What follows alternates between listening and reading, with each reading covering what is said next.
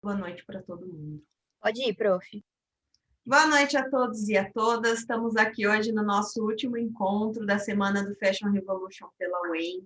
Uma alegria enorme de vocês que ainda estão aqui com a gente, né? Seguir essa semana, que foram vários encontros incríveis, né? E hoje nós estamos aqui com a professora Débora Russi Fraschetti, que está na Itália, né? No seu projeto de pós-doutorado. Ela vai explicar melhor o projeto dela daqui a pouco. Professora Débora e eu nos conhecemos pessoalmente, de todo mundo aqui que foi convidado, ela é a única que eu conheço pessoalmente, assim, conhecia antes, né? Ela foi uma convidada muito especial para mim. Além de termos trabalhado junto, morarmos em Cianorte, nos conhecemos lá, para quem não sabe, e nos tornamos amiga pessoal. E depois ela foi embora para a Itália de novo e deixou uma falta enorme por aqui. Professora Débora, seja muito bem-vinda ao nosso último encontro. Espero que seja um encontro muito gostoso para você. Vou te apresentar a nossa equipe organizadora, né? Além de eu ter ficado como professora embaixadora da UEM, nós temos o aluno embaixador, a discente embaixadora é a Raíssa. Essa é a Raíssa. Prazer, Raíssa. Prazer é meu. Fico muito feliz que você tenha aceitado o convite. Que bom, eu fico feliz. Raíssa participa de muita coisa dentro da UEM, sabe? De pesquisa, retomou a Como eu fazia quando era aluna. Tipo nós. Estamos lá tudo fazendo um pouco. tudo. E é geralmente assim, né? É sempre assim, né? O povo que está em tudo continua estando em tudo pro resto da vida, viu, Raíssa e o pessoal da organização, se preparem. Ai, amém, né, prof? Você sabe Em que eu geral, topo tudo. Assim. Ela topa tudo. Depois ela decide como vai fazer, né, Raíssa? É isso mesmo. Aí nós temos a equipe organizadora que ajudaram nas inscrições, nas artes, na divulgação. Sem eles teria sido impossível. Eu vou começar por ordem das telinhas aqui. A Maria Eduarda. Prazer. Oi, Débora, tudo bem? Prazer. Tudo bem, você? Muito bem. O João Gabriel. Oi, Débora, tudo bem? Boa noite. Os três são do primeiro ano, Débora, desse primeiro ano que entrou já na pandemia, que só nos conhecemos online. Ótimo. E nós temos mais duas meninas da organização, que é a Carol. Oi, Débora. Oi, prazer. Boa noite. Boa Prazer, noite. Carol. E a Daiane. Boa noite, Débora. Oi, Daiane. Seja bem-vinda. Prazer. E Obrigada. Essas eu Obrigada conheci a você. pessoalmente. agradecer. Que bom. Então, essa é a nossa equipe organizadora. Eu não, prof. Oi? Eu não conheci você pessoalmente. A gente não se conheceu um dia? A gente teve proximidade no TCC, só que já estava na pandemia já. Ah, é? A gente não se conheceu pessoalmente. Nossa, gente. A gente se encontrou a Daiane assim, por pessoalmente. acaso. Não, foi só por tela também. Ok, bugs da pandemia, tá vendo, Débora, que acontece? Na minha Eles cabeça, são eu tinha guerreiros, certeza porque que eu conhecia a Daiane lá na UEM, assim, pelo menos, não que eu dei aula, mas que eu conheci lá pela UEM.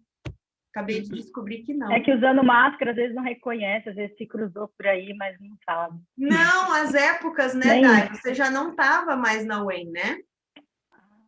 A gente se conheceu só porque eu ficou essa matéria para trás e por conta do TCC mesmo. E eu fui Entendi. sua banca. Sim. A distância. Banca e meu público. Então, Banca por e isso que eu já público. tô achando que eu conheço a Daiane, gente. Eu fui banca de TCC dela. Peguei no pé, né, Dai? Foi ótimo e necessário. Eu tenho uns bugs, viu? Vocês já perceberam. Então, pessoal, professora Débora, seja muito bem-vinda. A partir de agora, você fique à vontade para se apresentar, falar do jeito que você se sentir à vontade. Depois, no final, o pessoal às vezes tira alguma dúvida, tá bom? Claro. Primeiro, eu agradeço todo mundo que eu acabei de conhecer, mas já considero muito por todo o trabalho que vocês desenvolveram para que esse momento se realizasse. Sei que no backstage tem tanto trabalho que às vezes, né, as pessoas não veem no momento em que está acontecendo, Mas sendo eu também participante, digamos, de backstage, sei que todo mundo trabalhou bastante para que esse evento acontecesse, então agradeço muito todo mundo.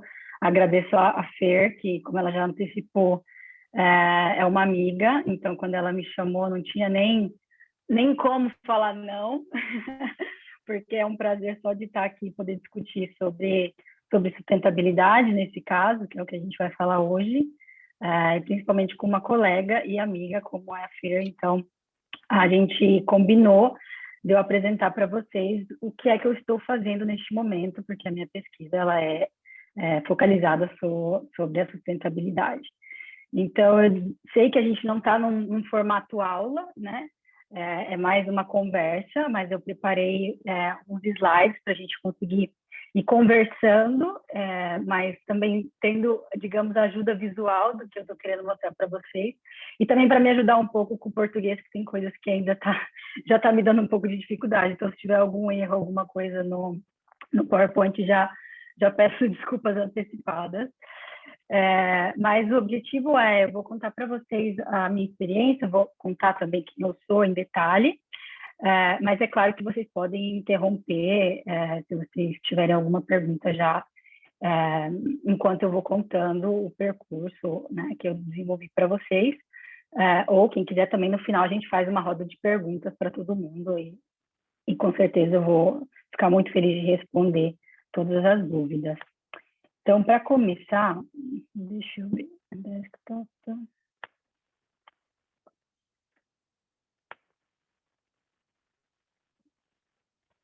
Vou tentar, como que fala, compartilhar o meu...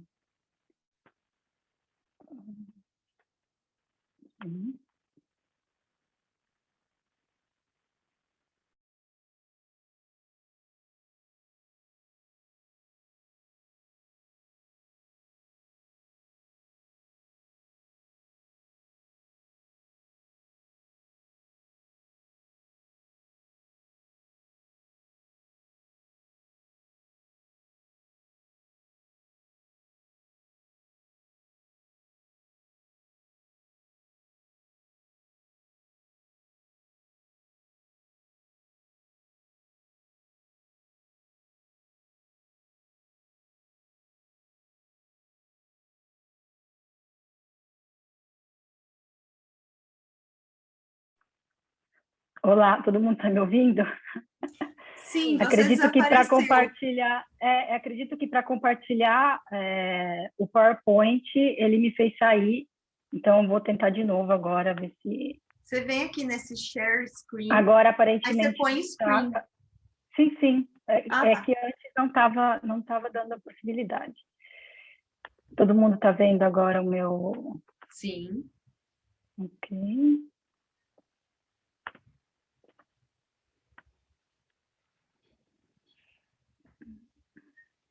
Tá dando para ver? Sim. Certinho, tela em tela? Então, eu preparei essa apresentação, como antecipei, sobre o que eu estou fazendo aqui na Itália. Primeiro, eu vou me apresentar para quem não me conhece. A gente já conversou que algumas pessoas que estão conectadas foram já meus alunos, mas como a maioria aparentemente não me conhece, eu dei aula na UEM, como eu comentei com a Raíssa, de 2013 a 2015, no meu período ainda que eu estudava o mestrado. Então eu me formei pela UEM, fiz moda, como vocês, terminei a graduação, acabei fazendo mestrado, dei aulas, e para o processo de doutorado, que foi o momento em que eu decidi vir para a Itália e fazer o doutorado aqui. Então, eu fiz um doutorado que eu terminei o ano passado, em design, que a gente chama aqui Ciência del Design, então não só o design, mas a ideia de imaginar o design como uma ciência, que vai além, né, do que muitas vezes as pessoas consideram o design, e esse percurso me levou a entrar na sustentabilidade de um modo muito mais direto, porque até então seja o meu percurso, mas também o meu mestrado, era muito na parte da teoria, então história, eu fiz o mestrado em história, mas o doutorado me abriu muito o olhar para pensar a sustentabilidade na indústria da moda. E quando eu falo da indústria da moda, é óbvio que nesse caso eu estou falando da indústria da moda aqui na Itália, porque infelizmente, por mais que a gente tente estudar a moda como algo muito, né, amplo e globalizado, também existem realidades pequenas de cada país.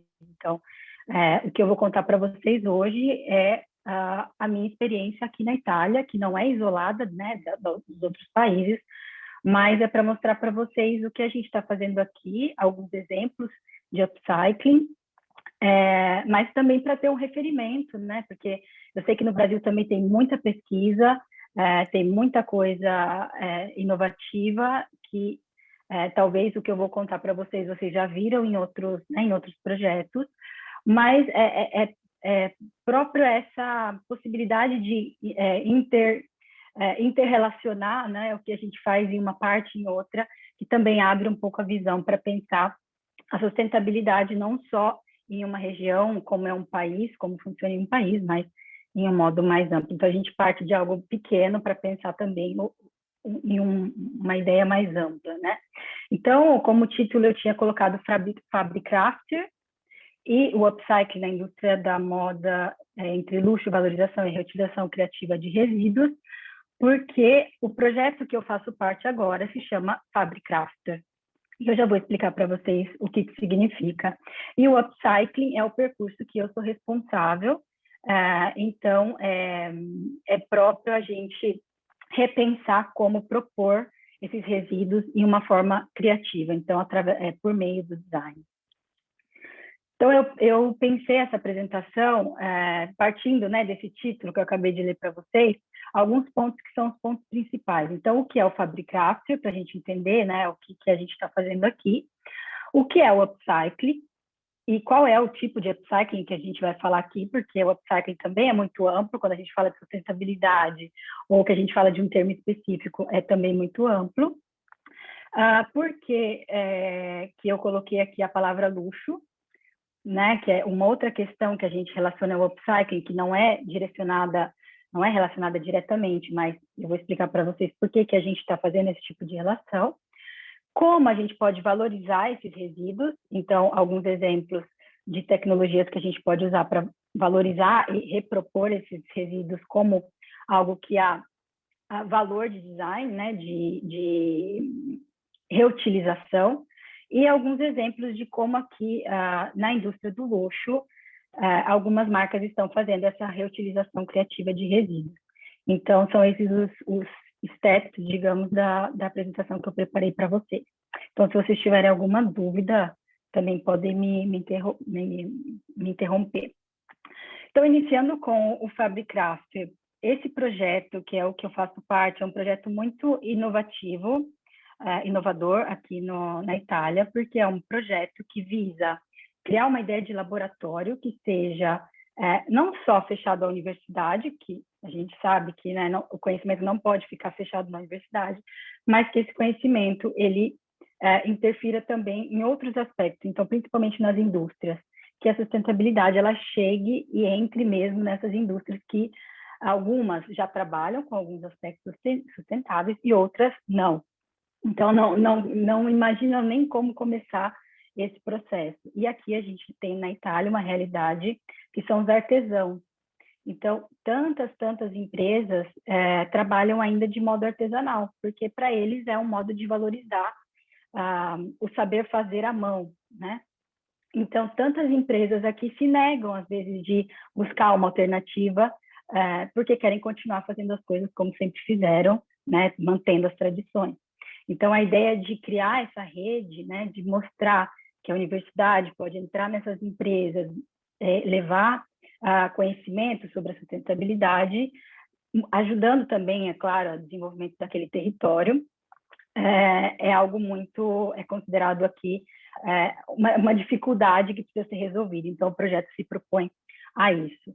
Por que Fabricrafter? Então, como vocês devem imaginar, Fabri vem de fábrica. Então, a ideia dos makers, não sei se vocês já ouviram esses termos de makers e crafters, os makers são aqueles que fazem. Então, podem ser, por exemplo, aqueles que sabem fazer usando até tecnologia, E os crafters ligam muito mais aos artesãos. Então, pode até usar tecnologia, que é o que a gente tenta fazer nessas empresas, mas ainda parte daquele saber fazer à mão, muito menos ligado, em alguns casos, à tecnologia. Então, o projeto ele quer introduzir essa figura do crafter, que é essa pessoa que entende o processo artesanal, mas que ajuda a trazer, seja sustentabilidade, digitalização, né, fazer com que essas empresas sejam mais, digamos, atualizadas, que elas não fiquem paradas no tempo. Então, aqui, a ideia do projeto é criar, obviamente, uma noção, educar, digamos, as empresas para a sustentabilidade, mas não só explicar o que é sustentabilidade para uma empresa, mas criar dentro dessa empresa coleções, por exemplo, de moda, que usem aspectos sustentáveis, que é o que eu vou mostrar para vocês nos 3 casos. Então, esse projeto ele tem 3 percursos diferentes. O primeiro percurso que eu vou mostrar para vocês é um percurso que focaliza sobre a tecelagem manual. Então, eles tentam ver a tecelagem manual como uma resposta aos problemas, né, que a gente tem hoje de fast fashion, etc. Como usar os teares manuais com esse olhar para a sustentabilidade. Um outro percurso é como inserir materiais bio-based, que são aqueles materiais feitos de matérias orgânicas. Então, como a gente consegue substituir esses materiais, por exemplo, o plástico, por materiais que são feitos de resíduos alimentícios, por exemplo. E um último, que é o que eu me ocupo em modo específico, e é o que eu vou apresentar para vocês em modo mais detalhado, que é o upcycling, que nesse caso é o utilizo, né, criativo, desses resíduos de uma indústria que a gente tem aqui, que confecciona roupas em couro, mas no confeccionar tantos pedaços, digamos, vão para o lixo. E ir para o lixo não é uma coisa possível, digamos assim, porque, como vocês devem saber, quando uma indústria tem muitos resíduos, elas não podem jogar no lixo, né? Tem um modo de proceder para que esse resíduo seja, digamos, lixo ou reutilizado, mas no modo justo, né? Apropriado para aquele material. Então, isso custa para a empresa, né? E se liberar desses resíduos também tem um custo para essas empresas. Então, essa parte do projeto busca resolver essa problemática.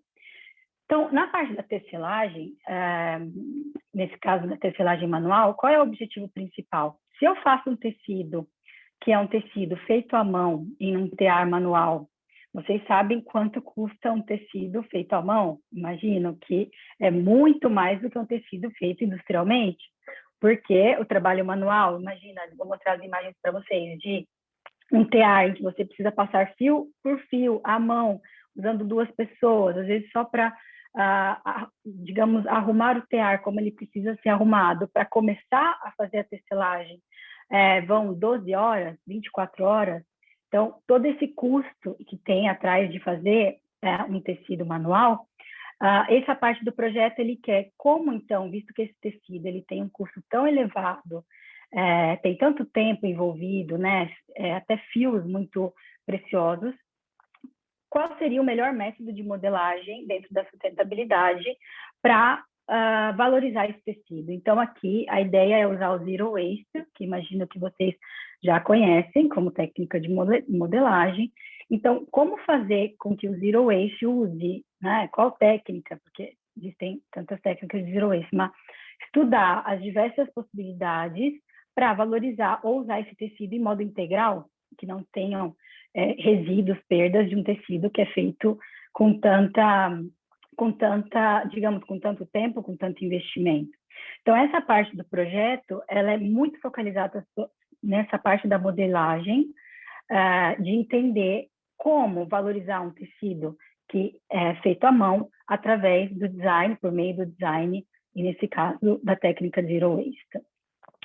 Essa empresa, que é a nossa empresa partner nessa parte do projeto, se chama Tessitura La Colombina, então seria Tecelagem La Colombina, quem quiser procurar, eles têm um site. É uma empresa que nasceu em 1895, então imaginem quantos anos que eles trabalham com o processo de tecelagem.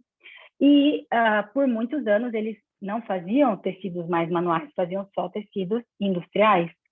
Mas um dos filhos, né, do herdeiro, que é o Carlo Colombo, decidiu pegar os teares antigos, de 1800 e alguma coisa, e repropor esses teares em modo de criar tecidos sustentáveis do ponto de vista de produção, porque é uma produção muito lenta, então por isso eu coloquei para vocês como palavra-chave fábrica lenta. Então a ideia de produzir um tecido que não tem o mesmo tempo de produção de um tecido industrial, mas não pensar o tear de 1800 como se ele tivesse parado no tempo e fosse o mesmo tear de 1800. Não, pensar esse tear 2.0. Então, unindo também tecnologia, não fazendo só, porque quando a gente pensa em sustentabilidade, não é só o voltar atrás, como se fazia no passado, e isso basta. Não, a gente tem que pensar na nossa realidade agora, né? Como que a gente vive, quais são os instrumentos que a gente tem. Então, a ideia dele é unir a inovação, mas também continuar com aquilo que foi feito até então pelo seu pai, né? Então, é uma empresa de família. E aqui ele foca muito na qualidade dos fios. Então, por quê? Porque se os fios são fios de qualidade, o tecido, não só por ter sido feito manual, mas ele vai ter uma durabilidade muito, muito maior. Aqui uma imagem desse tear manual, para vocês verem enquanto ela está tecendo esse tecido. E aqui é mais para mostrar para vocês quais são os materiais que eles trabalham, tá? Porque aqui a gente fala também de sustentabilidade. Por quê? Porque não basta só fazer o tecido em modo lento, né? Que a gente não está falando de um consumo desenfreado, mas pensar em que materiais aplicar para criar esses tecidos. Então, por exemplo, lãs australianas certificadas. O que isso quer dizer? Que eu coloquei aqui mullein free. Não sei se vocês já ouviram essa expressão. É uma expressão muito usada pelas empresas que trabalham com lã, porque essa prática que se chama mullein, como vocês estão vendo no slide, era um modo que era usado para tirar a pele o máximo possível dos animais, né? Então, de todas as zonas, então, zonas anais, perianais, dos animais vivos. Então, obviamente, não preciso nem dizer que não é sustentável, até porque não é livre de crueldade, né, com os animais. Então, muitas empresas hoje optam por lãs que são certificadas de que esse processo não acontece, né, com esses animais. Então, as lãs vêm retiradas dos animais sem sofrimento.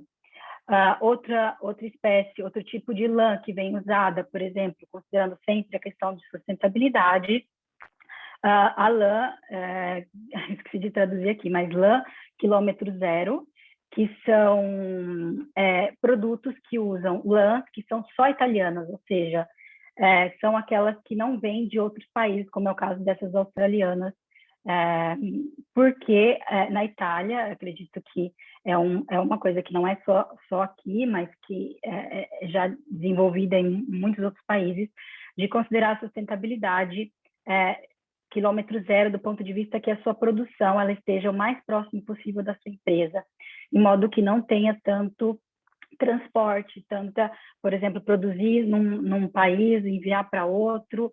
Então, você poder criar algo quilômetro zero quer dizer próprio que você valoriza o seu território, né? Ou seja, onde você está e as pessoas do seu país que trabalham para ter aquele produto. Então, é um conceito muito importante que eles adotam. A ideia de corantes naturais, que também está muito desenvolvida no mundo inteiro. Então, como não usar corantes que são, como fala, danosos para o meio ambiente. Usar fios reciclados, como, por exemplo, do PET reciclado, mas tantos outros. Ou fios veganos, como, por exemplo, o fio de papel, que agora não é uma coisa nova, tinha já nos anos 80, mas que agora virou um dos tecidos, digamos, os tecidos feitos com esse fio de papel, exemplo por ser vegano.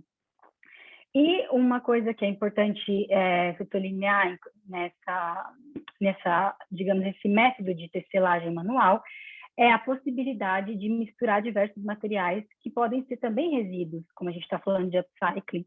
Então, aqui, essa empresa, em alguns casos, eles inserem no tecido resíduos de couro, de veludo, até de outros tecidos ou plástico, por exemplo, porque com o tear manual, você pode desenhar o tecido que você quer, e no desenhar o tecido, você pode inserir o que você quiser. Então, eu vou mostrar outras imagens para vocês entenderem. Então, aqui são algumas imagens dessa tessitura, ou seja, dessa tecelagem. Nessa imagem que vocês estão vendo um pouco dourada, por exemplo, são tecidos feitos com resíduos de pele, de couro. Não sei se vocês conseguem perceber que no meio do urdume, a trama, em alguns momentos, é feita de pedaços descartados, né, de couro.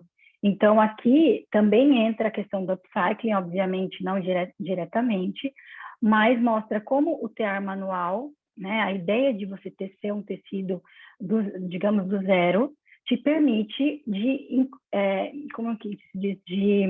colocar duas técnicas, como, por exemplo, eu já falei do zero waste, mas nesse caso, também do upcycling na construção do tecido. Então, tudo isso que vocês estão vendo, esse dourado, são fitas de cetim, ou, como fala, passa-maria, tudo que eles tinham ali de descarte, né, na empresa, e que eles usaram para experimentar e criar novos tecidos.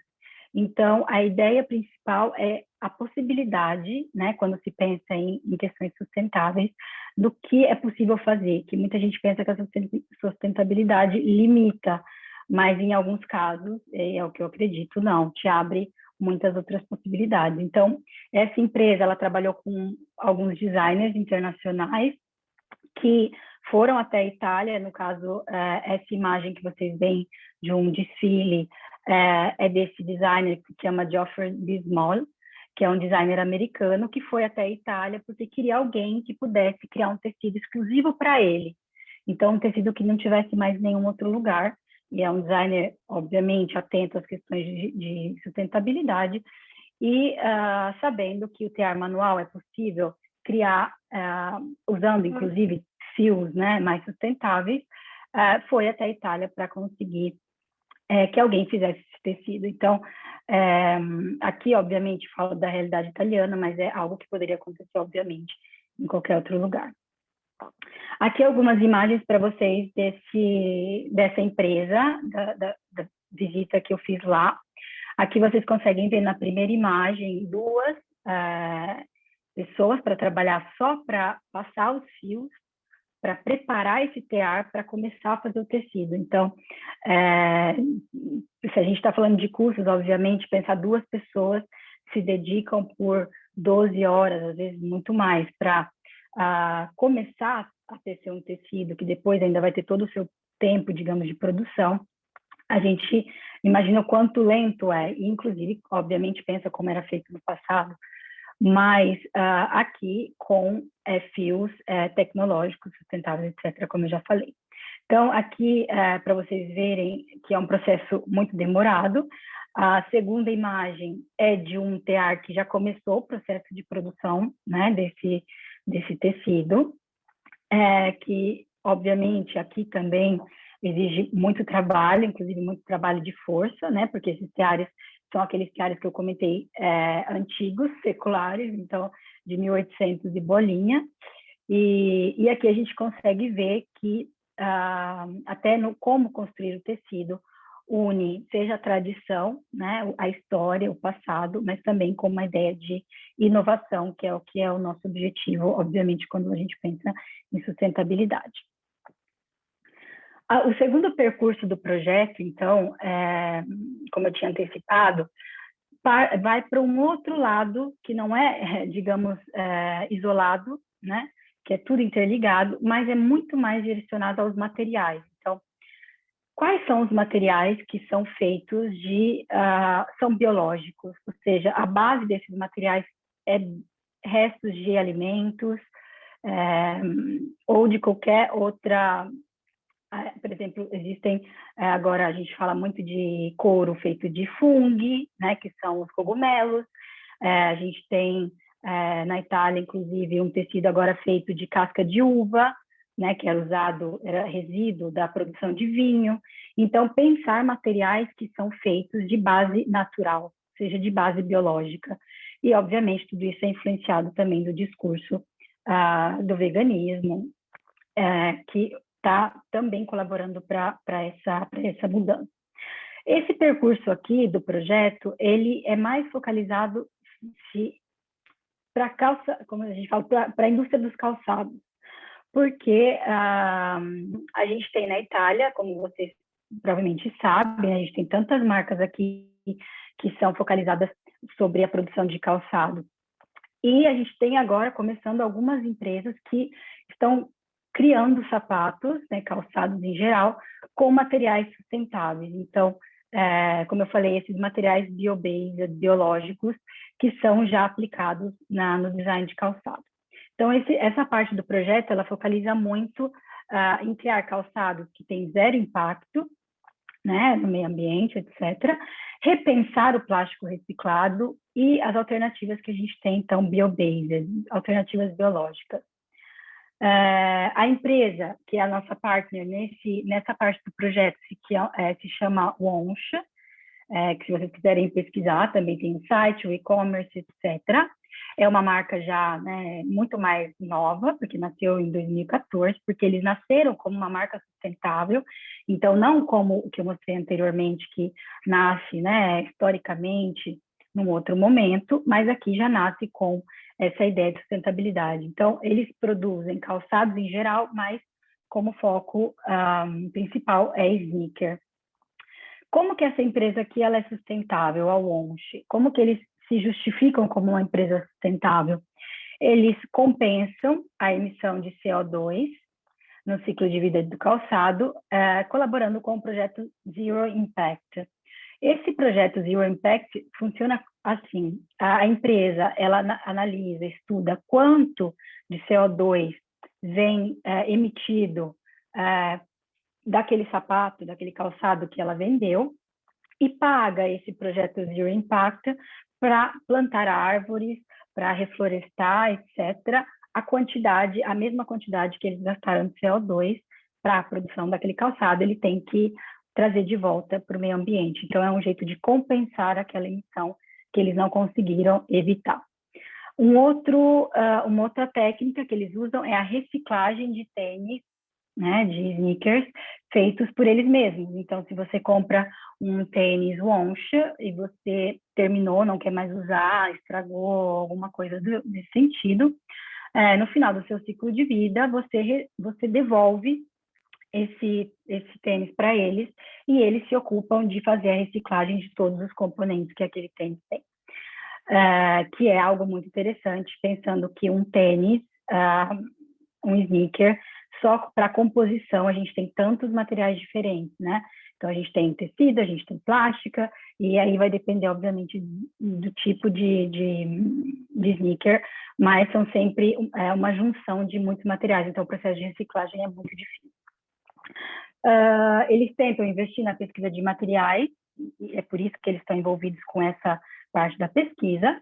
Eles se preocupam com a sustentabilidade, não só do ponto do calçado, mas também na embalagem. Então, quando você compra um tênis Wonch, a embalagem é feita de papelão reciclado, é forrada com papel, que é esse papel ecológico que é feito de resíduo de frutas e nozes, então não é um papel que é feito das árvores, como, né, normalmente são feitos os papéis. Deixei o nome aqui para vocês, é Crush, da Favini, se vocês quiserem pesquisar, que é a empresa que produz esse material. Então, eles se preocupam de não usar o papel da embalagem, que é um papel que depois não vem reciclado. Então, de imaginar a sustentabilidade, não só do ponto de vista do produto, mas de todo o seu processo. Eles tentam, né, respeitar as condições dos trabalhadores, porque a sustentabilidade também é social. Então, escolhem cuidadosamente os parceiros, fornecedores, e eles produzem só na Itália. Então, diferente de outras marcas italianas que produzem até mesmo no Brasil, né, na região ali de Porto Alegre, por exemplo, eles optam por produzir inteiramente na Itália, porque, como eu já antecipei, a ideia é que você usufrui de um território, então você contribui para aquele território e não para um outro território, como seria o fato de produzir fora do mesmo país, né? No caso aqui da Itália. Um outro exemplo é promover a transparência da cadeia de abastecimento. Como vocês devem saber, questão sustentável, a gente fala muito de quem fez, né? O Fashion Revolution fala quem fez as minhas roupas. Então, essa transparência de eu entender quando eu compro um sapato, no caso aqui, saber onde ele foi feito, onde ele foi montado, onde ele foi enviado, por exemplo, se eu compro por e-commerce. Então, toda a transparência do processo de produção daquele sapato é disponível para o consumidor. E, por último, eles consideram que são sustentáveis também, alimentando essa comunidade italiana, propondo um estilo de vida mais sustentável. Então, se vocês quiserem seguir as redes sociais, vocês vão ver que eles estão bem engajados, inclusive com o Fashion Revolution, porque eles se consideram uma empresa sustentável e são baseados, né, nesse conceito. Então, todas as iniciativas que eles têm é baseado na sustentabilidade. Aqui é para mostrar para vocês essa embalagem que eu acabei de comentar, e também mostrar esse sneaker, né, esse tênis, e comentar um pouco os materiais, então, que eles usam. Enquanto na tecelagem a gente viu que usavam os fios, né, mais biológicos, reciclados, etc., aqui também a preocupação pelo material é algo muito importante. Então, por exemplo, existem tênis que são feitos com couro, mas eles não usam couros que são curtidos com metais pesados, por exemplo, né, como tantos são curtidos ao cromo. Porque a gente sabe que se um couro ele foi curtido com metais pesados, isso não garante a saúde, né, e a segurança das pessoas que têm contato com esse material. Então, se eles usam couro ou camurça, são apenas resíduos, né, de, digamos, abatimentos que são feitos na União Europeia e são sempre fornecedores certificados. Então, a gente fala muito, né, que o couro não, digamos, o couro ele não é é muito controverso falar de couro e sustentabilidade em alguns aspectos, mas a maioria das empresas consideram o couro e que é de fato resíduo da indústria alimentícia, porque se a gente não fizer o couro, digamos que as peles seriam jogadas fora. Então, aqui, quando eles usam, a ideia é que sempre esse couro seja, digamos, certificado, né? Que seja sempre só resíduo alimentar. Quando eles usam a borracha, né? Que é para fazer as solas, por exemplo, eles agora estão procurando um modo de fazer que seja biológico, então o projeto também está procurando pesquisando modos de fazer com que essa sola seja biológica, então não seja mais feita de plástico. Eles usam o PET reciclado para, seja nos calçados, mas também para a parte de etiqueta da marca. E algo que foi muito inovativo, que eles estão usando muito agora, é o couro feito de maçã, como eu falei, um material biológico, então se chama Apple Skin, para quem quiser pesquisar, como eu escrevi. É um tipo de couro, então eles consideram um couro vegano, porque é feito com o resíduo, né, a casca da maçã, e é 50% resíduo, né, da indústria que, por exemplo, faz suco de maçã e joga a casca fora, eles usam esses resíduos para fazer esse novo tecido.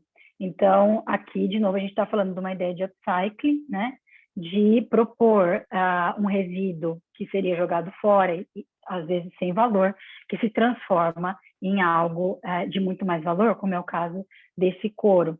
Então, ele é 50% maçã e 50% poliuretano. E ali, obviamente, é uma outra questão, porque o poliuretano não é 100% sustentável, né, por questões de biodegradabilidade, etc. Mas é já uma inovação de poder propor, por exemplo, algo vegano, né? Nesse caso, um calçado vegano. Eu coloquei aqui o nome para vocês, se vocês quiserem pesquisar, a empresa se chama Frumata, e eles propõem, então, esse couro como uma alternativa cruelty-free, né, ao couro normal, então, para quem não aceita utilizar artigos em couro. Aqui algumas imagens para mostrar para vocês por exemplo, esse que vocês estão vendo com as maçãs, é um tênis feito com esse couro biológico, então bio-based, obviamente, sempre as palavras respect, porque eles tentam educar as pessoas que aquele tênis, né, aquele sneaker é feito em um modo que respeita o meio ambiente, as pessoas. Aqui é esse modelo de sneaker vegano, que, como eu comentei com vocês, usa a ideia do couro 100% cruelty-free, então feito só como eu mostrei para vocês, a apple skin. E para a parte da sola, eles usam esse material que vocês estão vendo na imagem, né, central, que é o material que é o resíduo das outras solas que vem reciclada. Então, esses tênis que eles pegam, né, que as pessoas devolvem, eles reciclam e repropõem, né, as próprias solas em novos sneakers. Então, esse é o resultado, né, da reciclagem, nesse caso, das outras solas para propor em um novo produto. Então, a importância de não só vender o produto, né, como muitas empresas pensam, vender um produto sustentável, mas imaginar também esse produto da outra parte, depois que acaba o seu ciclo de vida, o que acontece? Ele vai jogado no lixo, né? Tem alguém que se ocupa de pegar esse tênis e imaginar como, digamos, se livrar dele, né? Então, separar as partes que são biodegradáveis, as partes que não, que devem ser recicladas e o que não. Então, uma empresa sustentável deve considerar também esse outro aspecto da sustentabilidade, que é o pós-consumo, né? Como esse tênis ou qualquer outro artigo vai ser consumido e como ele vai terminar depois no lixo, ou se não vai terminar no lixo, como nesse caso aqui. E a gente chega no objetivo principal, que é o upcycling, que é o percurso que eu me ocupo em modo mais específico. O percurso que eu vou mostrar para vocês se chama Piccola Pelletteria Digital. Piccola Pelletteria, porque eu não encontrei uma tradução em português, mas significa aqueles objetos de couro feitos que são pequenos, aqueles acessórios pequenos de couro. Então, porta AirPods, carteiras, coisas que são muito pequenas, feitas de couro. Então, a ideia dessa parte do projeto é a recuperação daquilo que foi descartado, né, da empresa, então esses retalhos de couro, mas aqui, principalmente, não só usá-los, mas valorizar por meio das tecnologias de fabricação digital. Então, qual é o objetivo dessa parte da pesquisa? É aquela de pegar esses retalhos que seriam jogados fora, né, que não tem nenhuma utilidade, mas valorizar por meio de, digamos, trabalhos que a gente faz na superfície do couro, que pode liberar ele de algum defeito, por exemplo, que ele foi descartado porque tinha algum defeito, então essa fabricação digital pode esconder ou tirar esse defeito da pele e assim poder repropor ela em novos produtos. Então, a ideia aqui principal é usar a tecnologia para criar um upcycling de muito valor. Então, como a gente já comentou, no caso do luxo. O upcycling, né, só para quem não está familiarizado com o termo, é um termo que foi criado por Michael Brugger, que é um precursor, né, da Circular Economy, e que significa simplesmente reutilização criativa. Então, reutilizar mais através da criatividade.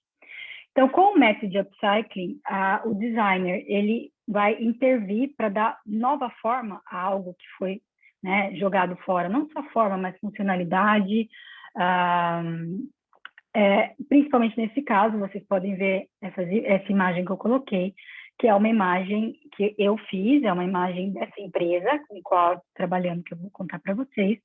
E essa é nem 1% da quantidade de descarte que eles têm de couro. Então, nesses sacos são pedaços de diversas dimensões de couro, e de couro de muito valor, que eles não sabem o que fazer, porque não podem jogar no lixo, né? Tem que ser incinerado, etc., em modo muito específico, e que vai amontoando, e eles não sabem mais o que fazer com isso. Então, essa parte do projeto é dar um valor novo a essa pele, que já tem um valor elevado, mas que precisa do intervento do designer. Então, o upcycling, né, no passado, era um processo muito do it yourself. Então, alguma coisa que cada um fazia na sua casa. A gente lembra muito, né? Talvez a mãe, a avó, eu mesmo lembro de fazer, pegar uma roupa, mudar ela de alguma forma, etc. Então, o upcycling não é só o descarte, obviamente, de uma pele, como eu estou contando para vocês, que é o meu caso específico, mas como vocês devem saber, o upcycling é muito geral, então pode ser uma roupa usada, pode ser um tecido, enfim, algo que você que era descartado e que agora vai ter uma nova vida. Então, qual é o papel do designer aqui? É de usar, né, as suas habilidades para propor, nesse caso, o reutilizo, mas não só no caso em casa, né, por uma pessoa, mas imaginar isso também numa escala industrial para criar mais impacto também no consumo, para que as pessoas sejam mais conscientes dessas necessidades. Essa empresa que eu comentei com vocês, que é a partner nessa parte do projeto, se chama Ileana Pazin. É uma empresa que nasceu na década de 70. Então, é uma empresa que faz só roupa em pele e ainda faz algumas em pele, em couro e também em pele, então, que é pelitia, né, que a gente chama.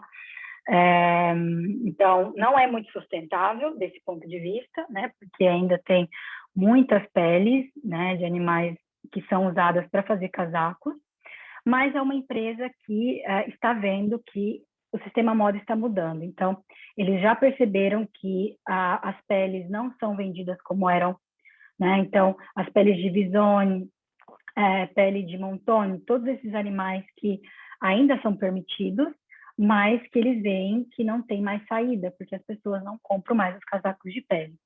Então, a produção agora é muito focalizada só no couro, né, pelas questões que eu comentei, que o couro ainda é um material muito usado por ser um descarte já da indústria alimentícia, e eles estão buscando, então, ser sustentáveis a partir desses descartes que eles não estão jogando fora, mas querem fazer alguma coisa a respeito. Então, é uma empresa que não tem uma coleção mais própria, eles tinham uma marca que se chamava Ileana Zara, que é uma marca que foi muito famosa nos anos 70 e 80, mas agora eles não fazem mais nada que seja só deles, então eles trabalham como produtor para outras marcas, e nesse caso, marcas de luxo. Por que marcas de luxo? Porque essa empresa desconhecida, né, que vocês provavelmente em procurar não vão achar nem mesmo no site, porque eles não têm, eles produzem só para Hermès e para Loro Piana. Então, é uma empresa que trabalha com o couro, os artigos feitos de couro e, no caso ainda de Loro Piana, pele, só para essas duas marcas. E, no caso de Hermès, eles não fazem mais pele, né, casaco de pele, mas no caso da Loro Piana ainda fazem alguns casacos de pele ou casacos de couro forrados com pele interna. Então, ainda tem uma produção significativa nessa parte, infelizmente. O que é interessante é por que o luxo? Não só porque a empresa com a qual eu estou colaborando é essa empresa que trabalha com o luxo, mas porque quando a gente pensa em upcycling, uma questão que é muito clara, quando a gente começa a trabalhar diretamente com essa técnica, é que você repropor um material, né, um material que foi descartado, por exemplo, uma coisa que, infelizmente, né, conta muito é a qualidade do material. Então, se eu pego, por exemplo, isso eu falo, por exemplo, de causa, porque a gente fez esse teste.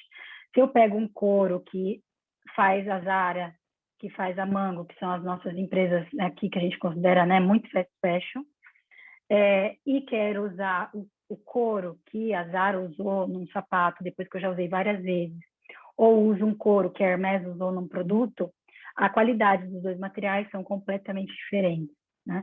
E aí, obviamente, eu não vou entrar em todos os detalhes do que faz uma pele ter mais qualidade ou menos, mas a questão do upcycling, por que eu vou repropor um material que já não é de qualidade? Por que eu vou investir tanta energia em costurar um novo produto, em pensar o design de um novo produto, se aquele material já não me traz né? Nada de, digamos, já não, me mostra que aquele produto não vai durar muito. Então, quando a gente pensa em economia circular, em sustentabilidade, não é simplesmente o upcycling, pegar um produto e repropor, mas pensar em todos os aspectos. Então, nesse caso, em específico nesse projeto, os descartes de couro são descartes das empresas Hermès e Loro Piana, porque são couros que a gente chama de couros de muito, muito valor, que são jogados fora, obviamente, mas que, através do design, podem ter nova vida, podem ganhar nova vida. Então, qual é o processo, né, do upcycling dentro de um projeto como esse? Primeira coisa que a gente precisa fazer para trabalhar com o upcycling é coletar e fazer um inventário de quais são os materiais que a gente precisa recuperar. Então, aqui, qual é o material que a gente tem para recuperar? Então, os resíduos são as peles, nesse caso aqui, só o couro, né? Eu falo pele porque em italiano é pele, significa couro, mas nesse caso só o couro, porque o proprietário da empresa não quer mais trabalhar com a pele, né? Então, no couro, o que ainda se trabalha lá e que tem tanto descarte, tanto resíduo? Pele de crocodilo, pele de cordeiro, pele de cervo, pele de vitelo e pele de cabra. E muitos, né, desses resíduos são desses tipos de pele que foram escolhidos para o inventário. E depois dividir esses resíduos, que tipo de material que é, então se é crocodilo, se é cordeiro, que eu vou mostrar para vocês as diferenças, qual é a cor, né, desses materiais e quanto que eu tenho de cada material para poder pensar numa coleção, por exemplo, feita com esses materiais. Eu preciso saber quanto eu tenho, né, para pensar isso em escala de produção industrial, ou em uma produção maior do que apenas um protótipo. Por que a diferença entre as peles? Porque não sei quanto vocês conhecem, mas os couros, eles são muito diferentes dependendo do animal, de onde eles vêm tirados, né?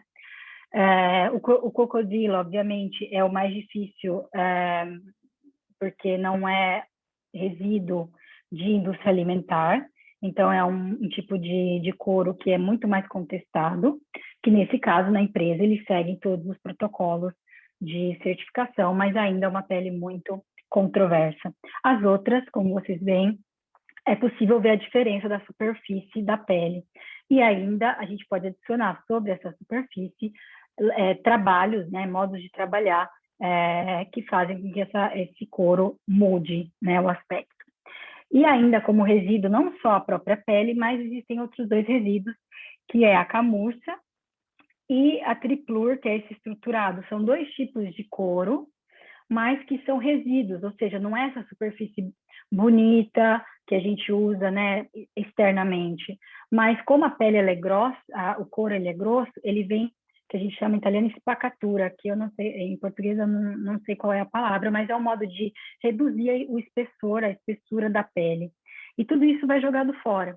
Então, hoje tem já muitas pessoas que pegam esses resíduos e transformam em outros materiais. Aqui na Itália mesmo, a gente tem uma empresa que, com esse estruturado, cria o ricoio. Então, é um recoro, propor algo que foi uma reciclagem de um resíduo que era já parte do resíduo do próprio couro. Como que a gente consegue valorizar a superfície? Nesse caso, obviamente, não vale só para o couro. Eu estou falando com vocês porque é a experiência que eu tenho, mas é óbvio que também podem ser usadas em outros casos. Então, dependendo do tecido, também com tecido. Mas é um modo de valorizar, como eu falei, de reduzir os defeitos que uma pele pode apresentar. Então, aqui eu trouxe alguns exemplos para vocês do corte a laser, por exemplo, o que a gente consegue fazer no couro através do corte a laser. Então, no projeto, a gente usa esses resíduos e transforma eles usando essas tecnologias que eu estou mostrando para vocês. Uma outra é a estampa digital. Então, sobre o couro já de descarte, uma outra coisa que a gente pode trabalhar pode ser a estampa digital, né? Então, aqui alguns exemplos, pode ser, como vocês conseguem ver a diferença, né, entre as diversas estampas, que é um modo de também valorizar, de nobilizar esses descartes e fazer com que não pareçam, né, resíduos, porque isso é uma questão que as marcas não querem mostrar que são resíduos, né, querem mostrar o valor, então, que são algo que são materiais novos. E aqui, um outro exemplo é a estampa digital com relevo. Então, sempre a ideia de modificar a superfície, seja para esconder defeitos, seja para dar realmente um outro valor, e tudo isso pode ser feito sobre o couro. Depois, considerando tudo que eu comentei com vocês, eu trouxe 2 exemplos, até estava olhando o meu horário aqui, não quero passar muito, mas eu trouxe 2 exemplos para vocês do que é o upcycling, no caso do luxo, né? E o que a gente poderia considerar a reutilização criativa de resíduos, porque são poucas as empresas que fazem esse trabalho, no caso, obviamente, principalmente no luxo, porque o luxo, as pessoas, né, que têm muito dinheiro, etc., se pensar em comprar algo que foi lixo, muitas vezes se recusam a comprar. Então, por isso que a ideia é próprio adicionar a criatividade, o design a esses artigos, né, a esses objetos, em modo que não pareçam resíduos. Então, tem uma poetização do que é o resíduo para que essas marcas de luxo consigam vender.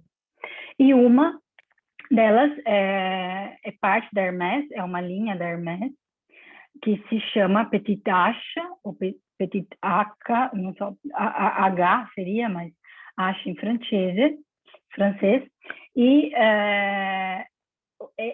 essa linha, né, que não é próprio um brand, uma marca, mas essa linha que foi criada principalmente para usar os resíduos que a própria Hermès criava. Então, aqui eles não usam resíduos como da empresa que eu mostrei para vocês, que eu trabalho, porque eles usam só os resíduos que eles produzem para as bolsas, né, para as carteiras, para aqueles objetos em couro que eles mesmos produzem na França. Então, eles têm essa ideia de usar os resíduos da produção das bolsas de luxo, etc. Não é o caso da empresa onde eu trabalho, que eles produzem roupas, então casacos, etc., que é um outro, digamos, eles dividem em dois âmbitos. Então, aqui o que eles fazem? Todos os materiais que não são usados pelos artesãos da Hermès, ou pelos designers, dos artistas, viram outros objetos, né? São repropostos, e eles são muito ligados ao processo criativo. Então, a ideia de laboratório, de experimentar o máximo possível com esses resíduos. E o interessante dessa linha da Hermès é que é uma linha que você pode procurar, obviamente, até deixei o site aqui, você pode procurar online, comprar, mas eles fazem instalações artísticas em diferentes cidades do mundo. Então, em um momento eles estão numa cidade e levam esses produtos, as ideias, etc., do upcycling àquele ponto, né? Sempre com a participação de artistas, e quando eu digo artistas, não são pessoas famosas, são artistas mesmo, e designers que vão criar, seja objetos de moda, mas também objetos de interior design, seja para casa.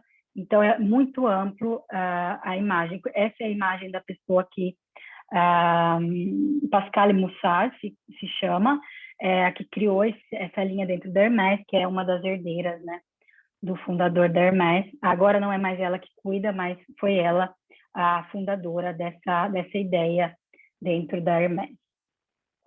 Aqui eu trouxe alguns exemplos para mostrar para vocês o que eles fizeram nessa última coleção, que vocês vão encontrar no site, principalmente como usar resíduos, nesse caso, por exemplo, nesse segunda pulseira, esse bracciale, que é a união do couro mais o tecido. Então, colando o tecido ao couro, dando o desenho, né, a estampa, que é uma estampa muito característica da Hermès, dando nova vida para esses materiais, através do corte a laser, como a gente está vendo também em todos os outros detalhes. Então, a ideia desse talho preciso, desse corte preciso no couro, propondo outros materiais, como, por exemplo, aqui nesse porta-chave, né, que eles fizeram dos signos, mas não só, fizeram vários animais, que eles unem, principalmente, como eu já falei, a possibilidade de cortar a laser e criar formas, né, que não pareçam não parece que são resíduos, mas algo criado do zero. Aqui ainda outras ideias de reutilização desses materiais. Então, como vocês veem, seja de aplicação sobre tênis, né? Então, aqui os animais, que é um símbolo da Hermès, que trabalham muito com os animais. Então, como usar a máquina laser para criar formas, né, novas, diferentes, e propor esses resíduos, então, de forma criativa. Outros exemplos. Então, aqui, como vocês podem ver, tem sempre o talho, o corte a laser. Tem também alguma estampa digital. E é muito interessante que, quando você entra no site da Hermès e começa a olhar esses produtos dessa linha, tem sempre escrito que cada produto é único. Então, que pode variar muito o tipo de pele, o tipo de couro, o tipo de cor. É o jeito deles de poetizar também a ideia do resíduo, porque com o resíduo você não consegue prometer que todos vão ter a mesma cor, que todos vão ter os mesmos materiais, porque você trabalha com o que você tem disponível. E isso é algo muito característico do upcycling, que você não parte do seu design, você parte da matéria-prima. Então, o que eu tenho disponível? Eu tenho disponível isso, isso e isso, e a partir dali começa o seu processo projetual, né? O seu processo de design. E ali é um processo diferente, porque, entre aspas, poderia te limitar, né, no processo criativo, mas em alguns casos te dá também possibilidades diferentes, porque você parte da matéria-prima para chegar no resultado final. Aqui outros exemplos de talho de corte laser. Como vocês podem ver, por exemplo, nessa do meio, a gente tem um urso talhado com pele de crocodilo. Por quê? Porque a pele de crocodilo é uma das peles mais caras que existe. Então, uma peça de crocodilo vale 1.500 euros no mínimo. Então, é óbvio que qualquer pedacinho pequeno vem reutilizado também pelo seu valor. Então, ninguém quer jogar fora, obviamente, mas precisa do processo de design para propor produtos novos. E um outro exemplo que eu trouxe para vocês, sempre na área do luxo, né? Que eu não sei se vocês conhecem, que é ligada à marca Fendi. Nesse caso aqui não é uma linha dentro da Fendi, é próprio uma nova marca, um brand novo, que se chama Carmina Campos. Também coloquei o site aqui para vocês darem uma olhada. É uma marca criada pela Ilaria Venturini Fendi, que é uma das herdeiras sempre, né? Que principalmente aqui na Itália isso acontece muito, nessas grandes marcas de luxo. Então é uma herdeira, mas é uma herdeira um pouco diferente, porque ela abandonou tudo para virar produtora agrícola. Se isolou no meio de uma fazenda e produzindo tudo orgânico, etc. E decidiu, depois de um tempo, criar uma marca, sempre ligada, né, digamos, a expertise da Fendi, mas criar uma marca que fosse sustentável. Então, que seguisse o processo de upcycling. Como vocês podem ver, essa vitrine que eu coloquei de exemplo, a loja que eles têm só essa loja em Roma, que se chama Refuse, que é um jogo com a ideia de reuse e refuse. Então, a ideia de reutilizar e de recusar, né? Refuse. Então, aquilo que vem recusado, vem reutilizado nessa sua ideia de marca. Então, eu trouxe alguns exemplos para vocês do que ela realizou.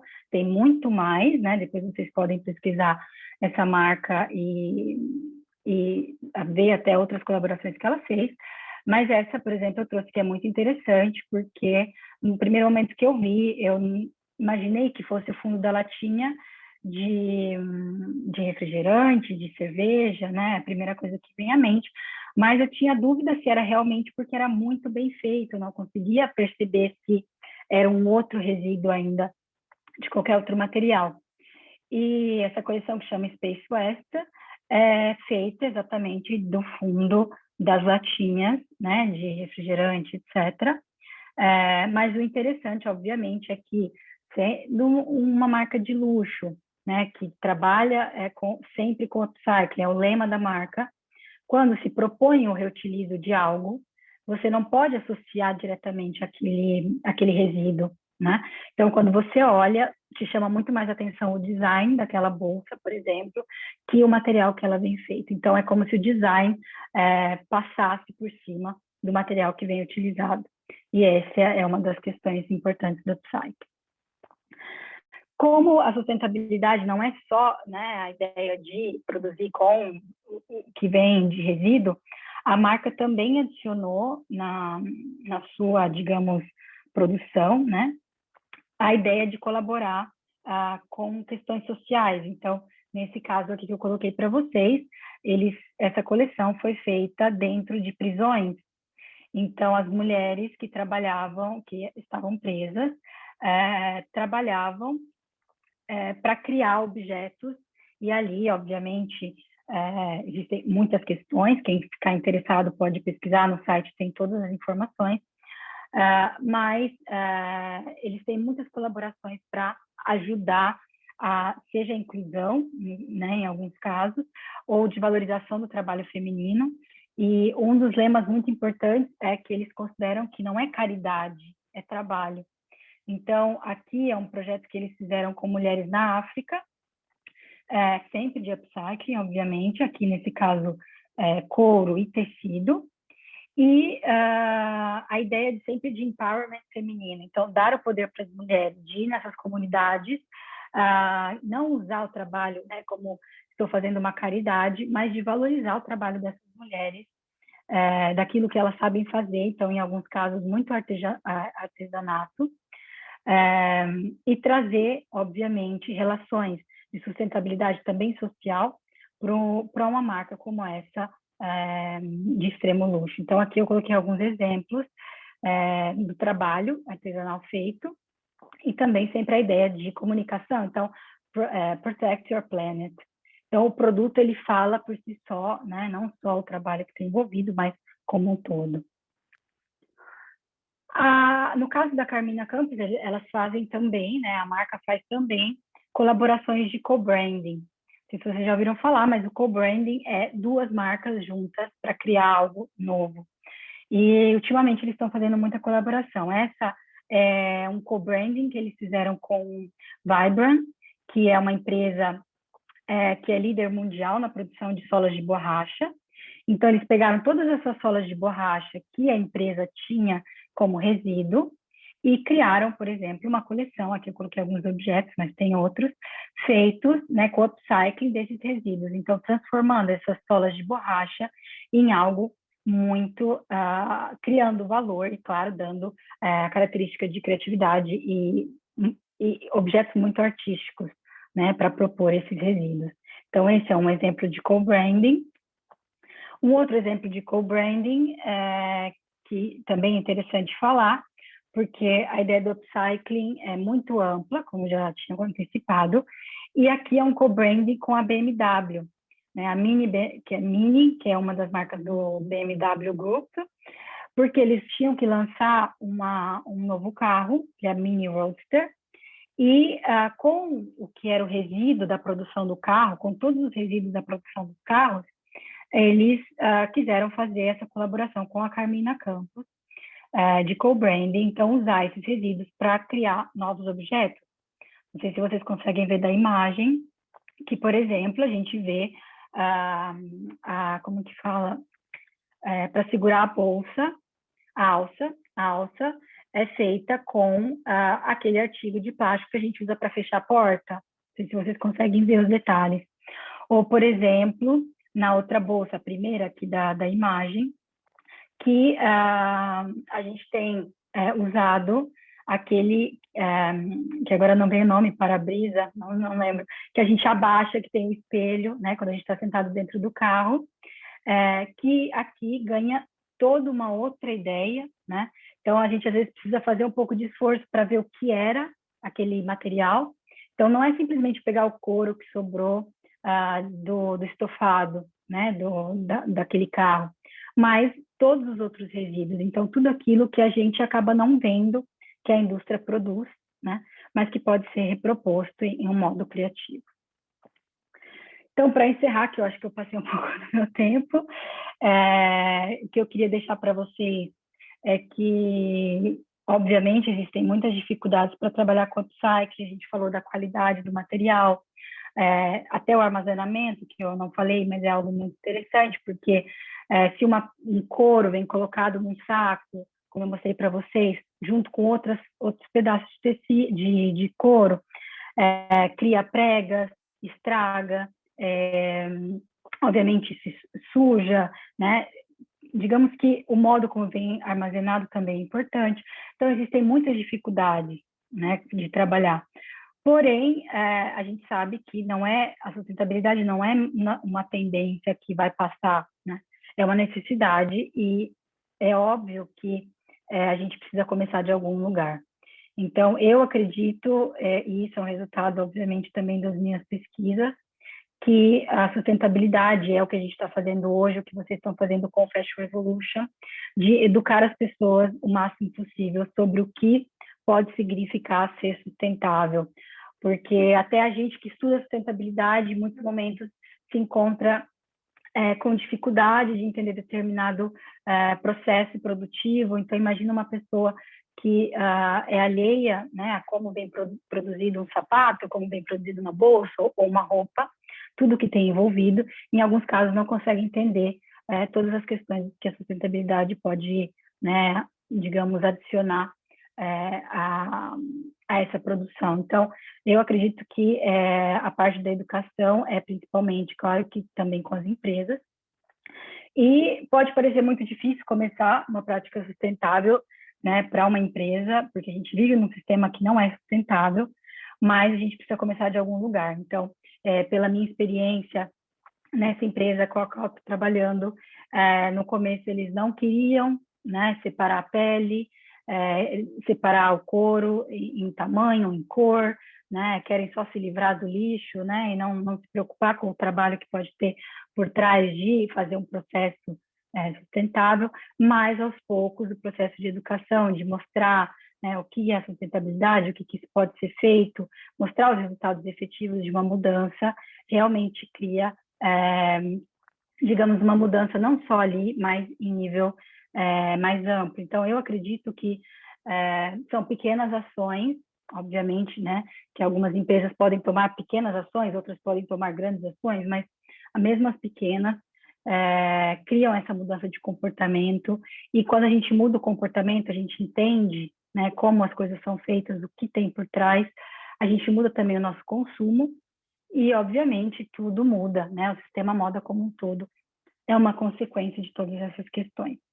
Então, eu deixo para vocês essas reflexões para pensar o processo de upcycling, e, claro, estou sempre à disposição, deixo para vocês o meu e-mail, quem quiser entrar em contato direto, esse é o meu e-mail. O meu Instagram, que eu acredito que todo mundo já viu, né, que foi compartilhado junto com o evento, mas deixo também outros 2 instas que são interessantes para quem é interessado em moda sustentável, obviamente aqui também ligado à minha pessoa, à minha pesquisa. Então, um perfil que a gente tem que se chama Fashion Futuring, que é um perfil de pesquisa sobre a sustentabilidade, sobre o que vai ser a moda do futuro, que é esse Insta que a gente tem ali na Universidade UAV de Veneza. E deixo para vocês também um outro Insta, que é sempre sobre moda sustentável, que é de uma outra universidade, nesse caso da Espanha, o EASA, de Valência, que o nosso projeto colabora, porque a gente acredita também que a sustentabilidade é uma troca de informações. Então, a gente tem um projeto de co-design, então de não pensar, de projetar, de criar algo somente eu como designer, mas de pensar como uma co-projetação, um co-design. Então, várias pessoas que fazem design junto. Então, esse perfil é muito direcionado à ideia de sustentabilidade e de compartilhamento de informações, que, na minha opinião, é algo realmente muito ligado à sustentabilidade. A gente não consegue fazer sozinho, a gente precisa fazer em grupo, e a ideia de co-design é muito presente aqui. Então, eu deixo para vocês esses endereços, para vocês seguirem se interessam, e me coloco à disposição para responder qualquer pergunta que vocês tiverem.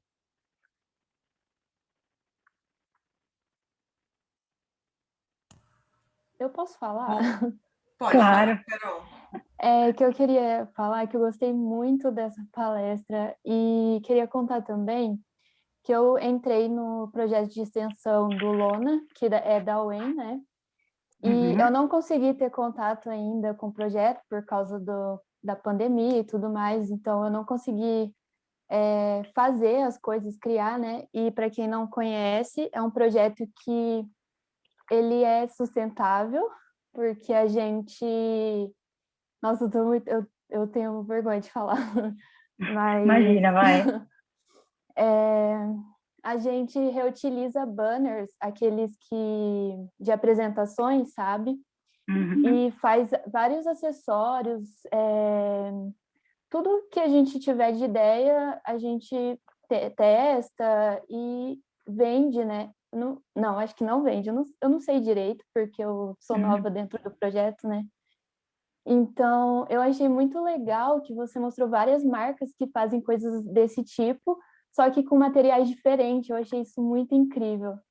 Eu gostei bastante de estar conhecendo novas marcas que fazem esse tipo de coisa também, porque você consegue enxergar, né, que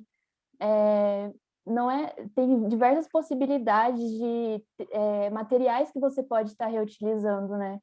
Não é só uma opção, são várias. Sim, o que eu queria passar para vocês é exatamente isso, que, obviamente, a minha experiência é muito direcionada. Então, é claro que a apresentação foi muito direcionada ao couro, mas eu tentei também mostrar para vocês outros exemplos, que se a gente fosse falar só de upcycling, obviamente, teriam, como você comentou, materiais infinitos, possibilidades, assim, realmente tantas possibilidades para falar sobre repropor ou reutilizar esses resíduos. E a gente fala de resíduo, aqui nesse caso eu usei resíduo da indústria da moda, mas como a gente falou, tem resíduos de tudo, né? Então, tantos designers, por exemplo, que trabalham com outros tipos de resíduos, e a gente pode, inclusive, dentro da moda, trabalhar também com outros, mas pensar dentro da nossa própria indústria, quais são os resíduos que a gente tem, e tentar usá-los também é algo, na minha opinião, muito válido. Débora, muito obrigada pela sua apresentação. Eu fiquei pensando aqui, né, que foi bem bacana, porque a gente teve várias pessoas que vieram conversar, falar de mudança, falar do novo, falar, né, o Casulo Feliz falar de empreender, ele falou muito que ele criou fio, criou rapport de tecido manual, e aí o pessoal sempre fica questionando, mas a gente fala, mas não fala o como, por onde começar. E eu acho que hoje finalizou assim do jeito que a gente precisava, perceber os comos, né? Ter ideias aí para pensar, que a gente acaba tendo aquela ideia meio antiga, assim, eu acho que todo mundo tem. E quando fala em sustentabilidade, como é que é colar de garrafa PET, né? Da escola, lembra? É fazer fuxico com o resto de tecido, e aí ninguém quer. Né? E é interessante quando você vem mostrar o luxo, e eu conheço também várias outras marcas, né, que têm essas propostas de utilizar o material de uma forma extremamente inusitada, que no fim ela é tão artística que você nem sabe de onde ela veio. A sustentabilidade, ela fica embutida, ela não é o princípio, você não vê ela, né? E eu ia te perguntar uma coisa, quando a gente pensa numa marca de reutilização, né? Como foi os exemplos que você deu aí, de reutilizar uma coisa que já é resíduo. Eu também tenho, essas marcas assim, ou seu projeto também pensa que não é só reutilizar o resíduo, igual você falou, mas também pensar em algo que, se esse consumidor final quiser se desfazer desse produto, ter uma volta, alguma coisa assim? Brava, sim, sim. Eu não comentei, mas até porque eu não coloquei o resultado do projeto, porque ele ainda está em andamento, então a gente ainda não tem os protótipos finais, mas a gente decidiu trabalhar exatamente com a produção de artigos, igual eu falei, né, pequenos artigos de couro que não usam metais, por exemplo, não usa botão, não usa zíper, não usa, como que fala, adesivo para a pele, porque usa muito adesivo na pele também. Por quê? Porque exatamente quando acabar o ciclo de vida daquele produto, se ele tiver um botão, se ele tiver um zíper, né, ou qualquer outra coisa, né, estou dando um exemplo assim, mas qualquer outra coisa, muito difícil que a pessoa que comprou esse produto vai ali tentar arrancar o botão para o metal ir na parte do metal, muito difícil que isso aconteça, né? Infelizmente a gente não chegou ainda nesse processo de educação, digamos, pessoal, né? A gente ainda faz um pouco de dificuldade em separar o lixo do dia a dia, às vezes, né? Então, imagina de um produto que você não sabe nem como foi feito. Então, o objetivo é, sim, não pensar sustentabilidade só na produção, no como você propõe, mas imaginar como esse produto vai ser jogado fora, né, depois, ou vai ser reutilizado. A gente não sabe qual vai ser o fim. Mas o fato de você criar alguma coisa que você imagina já as possibilidades, né, de como esse produto vai chegar no final da sua vida, digamos, no caso de algo feito em couro, por exemplo, se ele é feito 100% em couro, ele poderia ser enterrado, dependendo né, se ele não é, obviamente, curtido em metais pesados, etc. Se ele é um couro curtido em, que a gente chama de vegetal, né, aí ele tem, obviamente, o seu tempo de vida, etc., para se decompor, mas ele se decompõe, porque ele é natural. Então, todas essas questões, né, que parecem muito pequenas, mas que um designer hoje ele não pode mais ignorar, ele precisa pensar em todos os aspectos que aquele produto vai ter, não só de, será que o cliente vai gostar desse produto? Não é mais só uma questão estética, né? Quanto mais as pessoas têm conhecimento, mais eu acredito que na compra, eu, por exemplo, depois dessa pesquisa, com todas as informações que eu consegui, né, colher, sou muito mais seletiva nas minhas escolhas. Então, eu acredito que a partir do conhecimento que você começa a ver, mas eu compro essa peça em couro porque ela dura para sempre. Mas você vai ver, ela dura para sempre por quê? Porque ela foi curtida no cromo, que te faz mal, no metal que te faz mal. Então, o conhecimento, por isso até que eu quis encerrar assim, porque a gente ter conhecimento disso, e que é normal não ter, porque, né, são poucos as oportunidades que a gente tem de conhecer, de fazer melhores escolhas a partir do conhecimento que a gente consegue adquirir, né? Então, sim, quando comprar um produto, pensar, mas esse produto como foi feito? Sim, mas depois será que vai durar muito? Será que não? E quando terminar, o que eu vou fazer? Consigo fazer alguma coisa? Preciso... E é ali que, na minha opinião, a ideia do upcycling é que eu não gosto muito da ideia de unir ao luxo, porque sembra muito elitista, né? Como se fosse uma coisa fechada ali e basta. Não é isso que a gente quer, obviamente. Mas a parte legal de ver o luxo é que, em geral, as pessoas ricas não querem, como a professora falou, algo que pareça lixo, né? Então, um colar ou uma bolsa feita de fundo de latinha. Se uma pessoa rica vê, né, no caso de um Hermès, numa Fendi, não vai querer comprar, mas você faz com que o design, né, passe por cima dessas questões. E a gente no Brasil é craque em fazer upcycling, né? A gente tem história de tanta coisa que, se a gente for estudar, né, tanta coisa que eu vejo hoje que aqui na Itália todo mundo vê, que maravilhoso, a gente já fazia no Brasil por necessidade, né?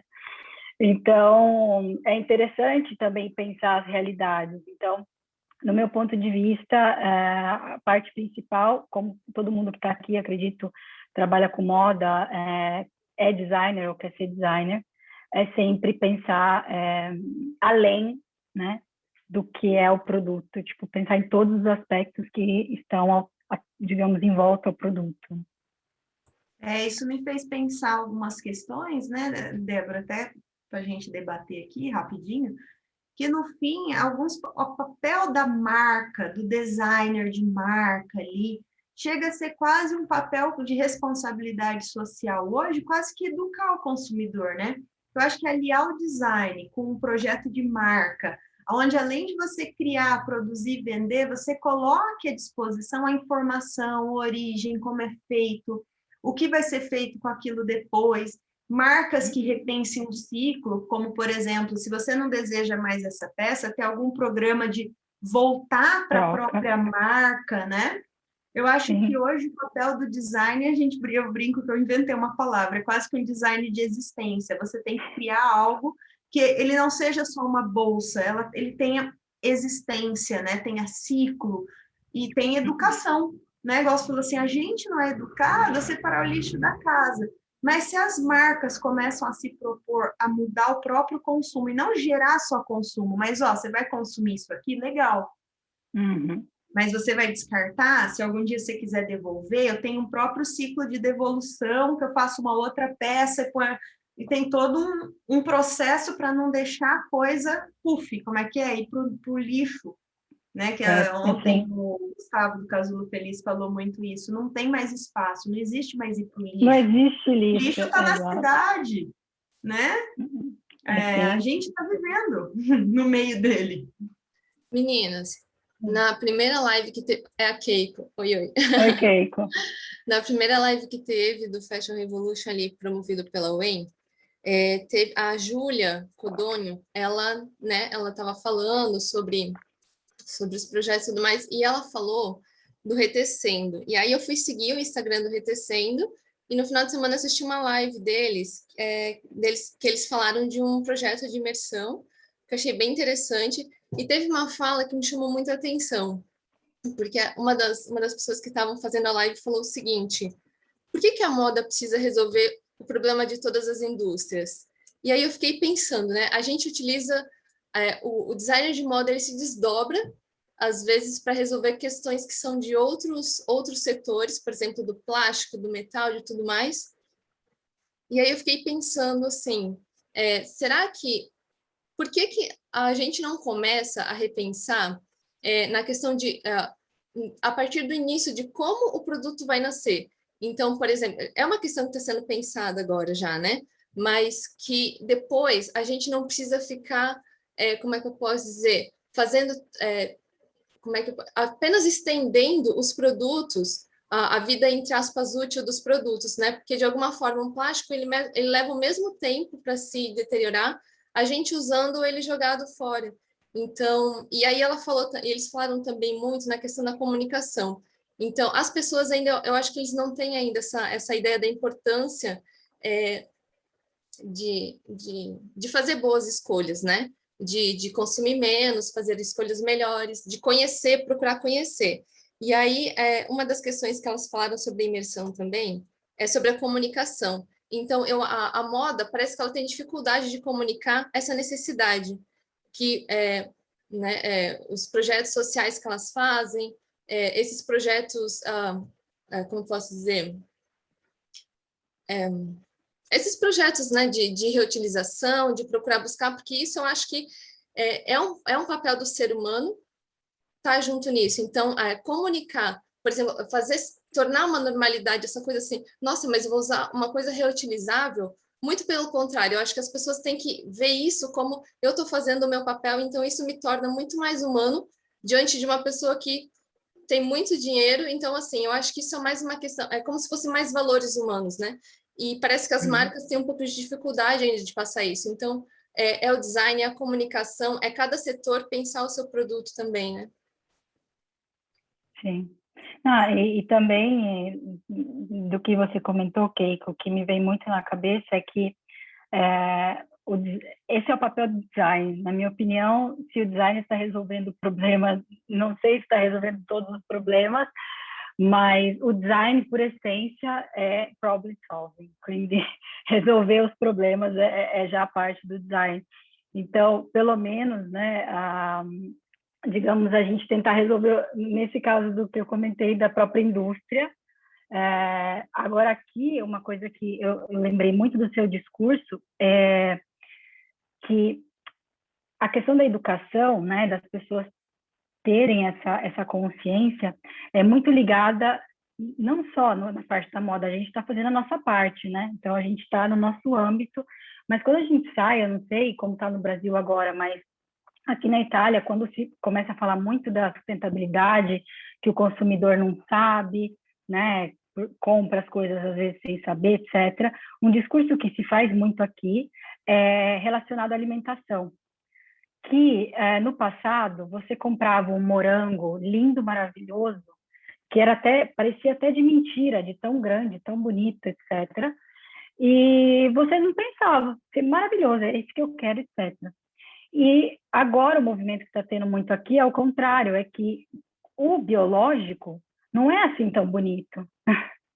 O biológico, ele é pequeno, porque ele foi feito em modo biológico, não tem nenhum tipo de, né, de veneno, nenhum tipo de, não sei, hormônio, qualquer coisa que se adiciona.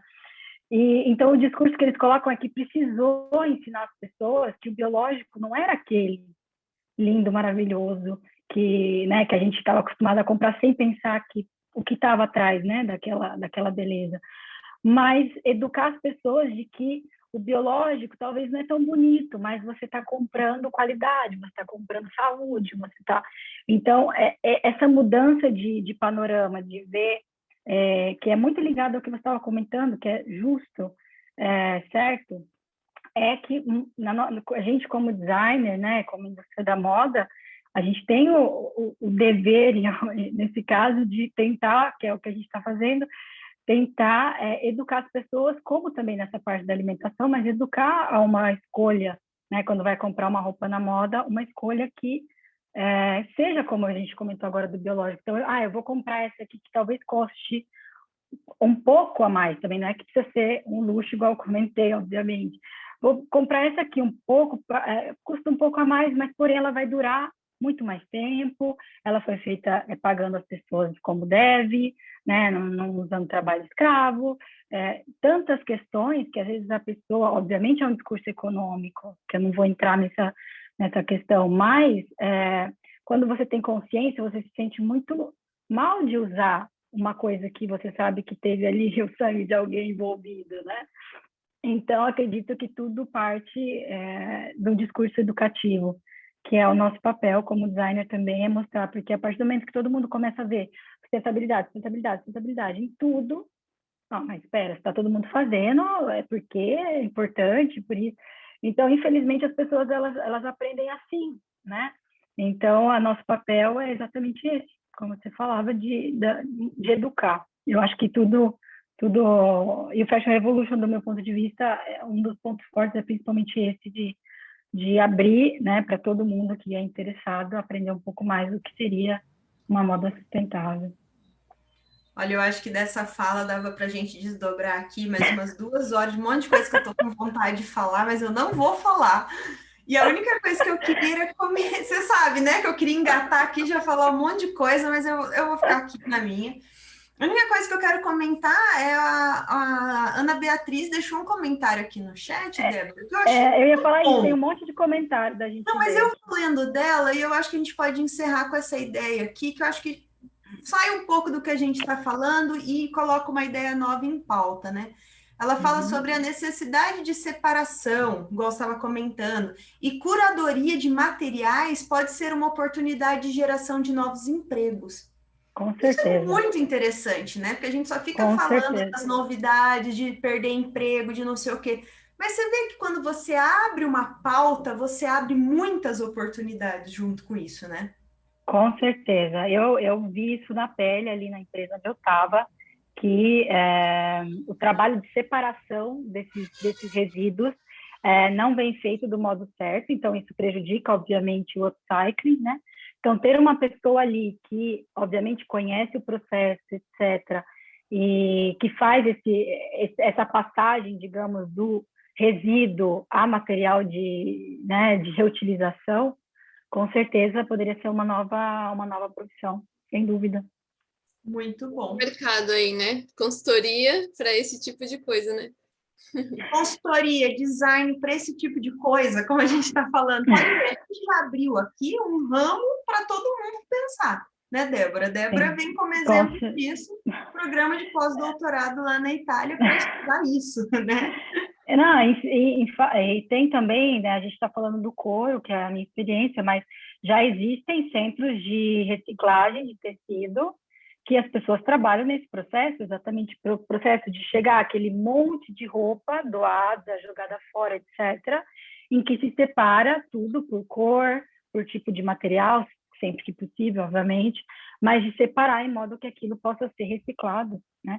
Então, é um trabalho que, aos poucos, está ganhando visibilidade e eu acredito que daqui para frente as pessoas já conseguem visualizar exatamente como foi a pergunta, que é nova possibilidade de emprego.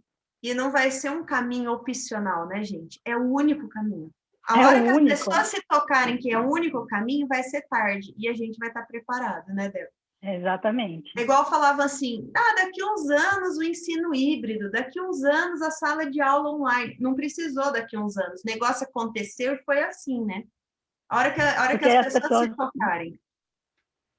Sim, aqui se fala muito, porque já estava vindo faz anos, mas aí veio o Covid e acelerou.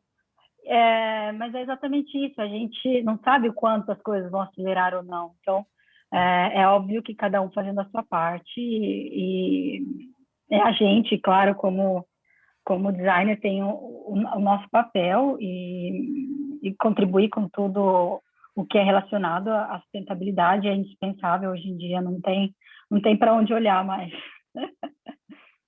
Muito bom. A Raíssa quer dar algum recado para a gente poder encerrar? Primeiro eu quero falar que, nossa, fiquei encantada com a Débora falando. Ai, que bom. Era uma linha, né, que eu não tinha muito conhecimento. Eu sabia que existia e que as pessoas faziam isso, mas eu nunca tive esse contato que você trouxe pra gente, sabe?